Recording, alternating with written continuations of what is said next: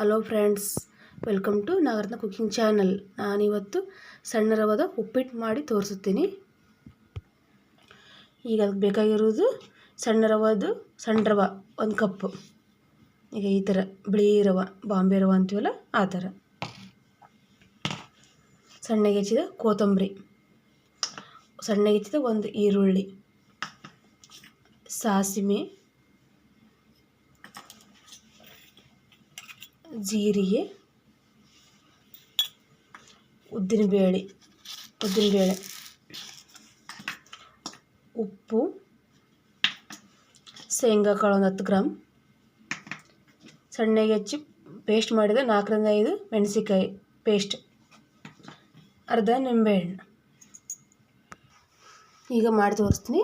ಈ gas on ಮಾಡಿ ತವಾ ಇಟ್ಟು ಬಾಣಲೆ ಇಟ್ಟು ಸ್ವಲ್ಪ ಕಾಯಬೇಕದು.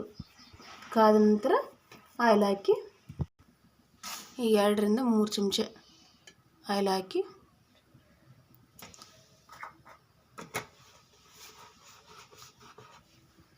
ಈ ಎಣ್ಣೆ ಕಾಯಿದೆ. ಈ ರವೆ ಹುರಿದು ಮಾಡ್ಬೇಕು ಉಪ್ಪಿಟ್ಟು, ಅಂದ್ರೆ ಗಂಟು ಆಗೋದಿಲ್ಲ. ಈ ರವೆ ಹುರಿತಾ ಇದ್ದೀನಿ ಈ ಥರ ಹುರಿಬೇಕಿನ್ನು. ಒಟ್ಟು ಒತ್ತಿಸ್ಬಾರ್ದು, ಆಗ ಹುರಿತಾನೆ ಇರಬೇಕು. ಕೆಂಪು ಆಗೋವರೆಗೆ ಹುರಿದು ತೆಗೆದು ಈ ಥರ ಕೆಂಪಗಾಗಬೇಕು ರವೆ. ಅಂದರೆ ತುಂಬ ಟೇಸ್ಟ್ ಬರ್ತದೆ. ಹೋಟೆಲಲ್ಲಿ ಆ ಥರ ಮಾಡ್ತಾರೆ, ಅದೇ ಥರನೇ ಆಗುತ್ತೆ. ತುಂಬ ಟೇಸ್ಟಿಯಾಗಿ ಬರುತ್ತೆ. ಈ ರವೆ ತೆಗೆದು ಈ ಗ್ಯಾಸ್ ಆನ್ ಮಾಡಿ ಒಳ್ಳೆ ಒಗ್ಗರಣೆಗೆ ತೋರಿಸ್ತೀನಿ. ಈಗ ಆಯಿಲ್ ಹಾಕಿ 3 ರಿಂದ 4 ಚಮಚ. ಈಗ ಎಣ್ಣೆ ಕಾದಿದೆ. ಒಂದು ಅರ್ಧ ಟೀ ಸ್ಪೂನಷ್ಟು ಜೀರಿಗೆ, ಅರ್ಧ ಟೀ ಸ್ಪೂನ್ ಸಾಸಿವೆ, ಈ ಥರ ಚಟಪಟ ನಂತರ 1 ಟೀ ಸ್ಪೂನಷ್ಟು ಉದ್ದಿನಬೇಳೆ,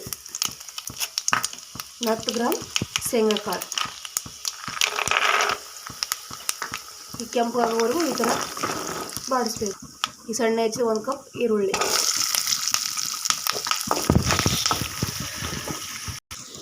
ಶೇಂಗಾ ಕೆಂಪಗಿದ್ದರೂ ಈರುಳ್ಳಿ ಹಾಕಿನಿ. ಈರುಳ್ಳಿ ಸ್ವಲ್ಪ ಫ್ರೈ ಆದ ನಂತರ ಈ ಥರ ಫ್ರೈ ಆಗಬೇಕು. ಉರಿ ಯಾವಾಗಲೂ ಸಣ್ಣಗಿಡಬೇಕು. ಸಣ್ಣ ಪೇಸ್ಟ್ ಮಾಡಿದ್ದು ಇದು ಪೌಡ್ರು ಪೇಸ್ಟ್, ಮೆಣಸಿನ್ಕಾಯಿ ಪೇಸ್ಟ್. ಈ ರುಚಿ ತಕ್ಕಷ್ಟು ಉಪ್ಪು, ನಿಮಗೆ ಎಷ್ಟು ರುಚಿ ಬೇಕೋ ಅಷ್ಟು ರುಚಿ ತಕ್ಕಷ್ಟು ಉಪ್ಪು. ನಾವು ರವೆ ಯಾವ ಬಟ್ಲು ತೊಗೊಂಡು ಆ ಬಟ್ಲಿ 3 ಬಟ್ಲ ನೀರು. ಈ ಥರ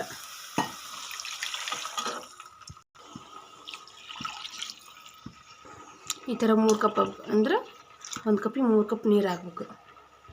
ಈ ಥರ ಪ್ಲೇಟ್ ಮುಚ್ಚಿ ಕುದಿಯೋಕೆ ಬಿಡಬೇಕು. ಕುದ್ದ ನಂತರ ರವೆ ತುರಿ ತೋರಿಸ್ತೀನಿ. ಈಗ ಕುದಿಯುವಾಗ ಸ್ವಲ್ಪ ಸಣ್ಣಗೆ ಹೆಚ್ಚಿದೆ ಸ್ವಲ್ಪ ಕೊತ್ತಂಬರಿ, ಹೀಗೆ ಅರ್ಧ ನಿಂಬೆಹಣ್ಣು,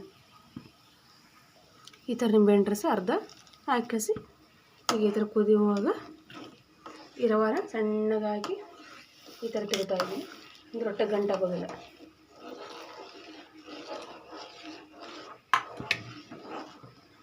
ಈ ಥರ ಕುದಿತಿರುವಾಗ ಸಣ್ಣಗೆ ಉರಿ ಇಟ್ಟು ಒಂದು ಪ್ಲೇಟು ಮುಚ್ಚಿಬಿಡಬೇಕು. ಒಂದು 5 ನಿಮಿಷ ಮುಗೋದ್ರಿಂದ ತೆಗಿಬೇಕು. ಈ ಥರ ಪ್ಲೇಟ್ ಮುಚ್ಚಬೇಕು. ಈ ಥರ ಹಳ್ಳಿ ಈ ಥರ ಆಗಿದೆ. ಇದು ಒಳ್ಳೆ ಈ ಥರ ತಿರುಗಬೇಕು. ಉಪ್ಪಿಟ್ಟು ರೆಡಿಯಾಗಿದೆ. ಇವತ್ತಿದು ನನ್ನ ಮಗಳು ಲಂಚ್ ಬಾಕ್ಸ್ ಇದೆ. ಈ ಥರ ಫುಲ್ ರೆಡಿಯಾಗಿದೆ ಉಪ್ಪಿಟ್ಟು. Thank you. ಹೀಗೆ ರೆಡಿಯಾಗಿದೆ ಸಣ್ಣ ರವದ ಉಪ್ಪಿಟ್ಟು.